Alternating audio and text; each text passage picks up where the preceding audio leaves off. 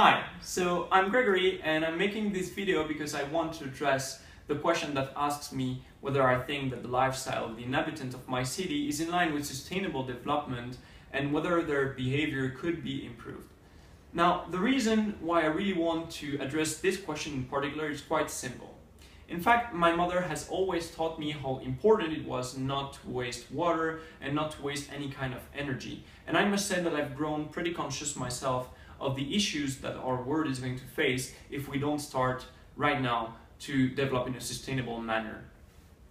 In fact, I'm currently in Sao Paulo in Brazil, and the entire city is facing a huge water crisis.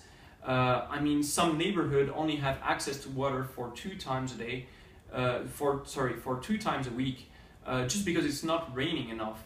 And of course, everything in the city calls for sparing water.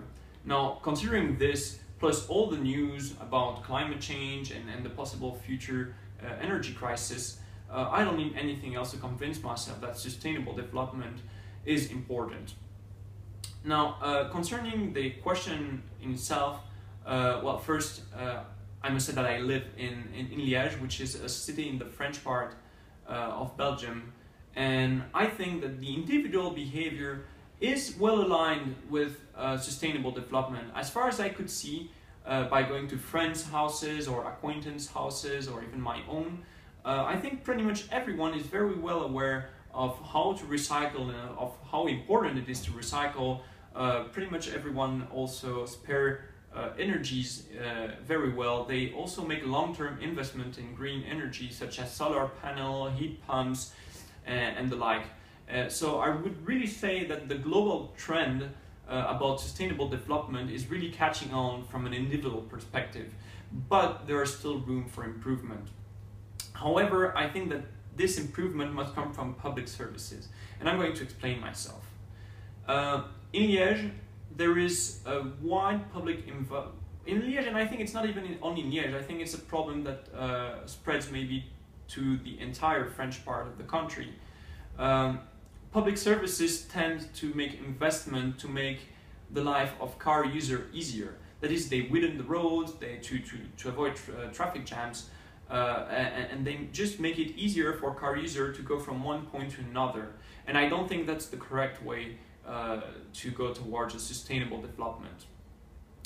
In fact, since I've studied in Maastricht, which is in Holland, I have seen how the infrastructure is fit for bikes and for walking and all these kind of greener way to transport. This is something that really lacks in Liège and probably in other cities in the French part of Belgium.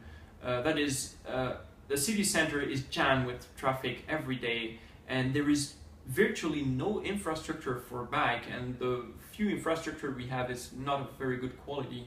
So I think it is very important that our governments starts investing in infrastructure that is bike-friendly rather than car-friendly, and that it makes, I don't know, the city center easier to walk by and like to really repel the cars out of the center.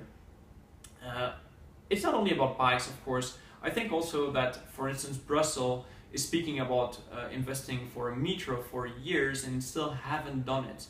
And of course, investing in a metro would make the whole transportation inside the city much easier and would probably relieve a lot of traffic jam and would prevent people from using a car when it's not especially necessary. So I would like to conclude this video quickly by summarizing my point.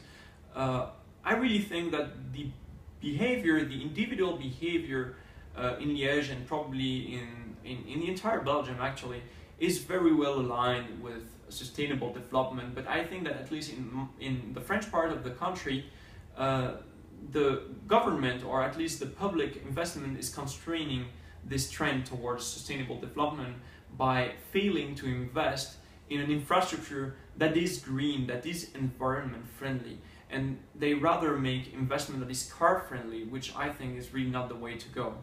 So that's pretty much it for my first video. Thank you very much, and I'd see you for the second video.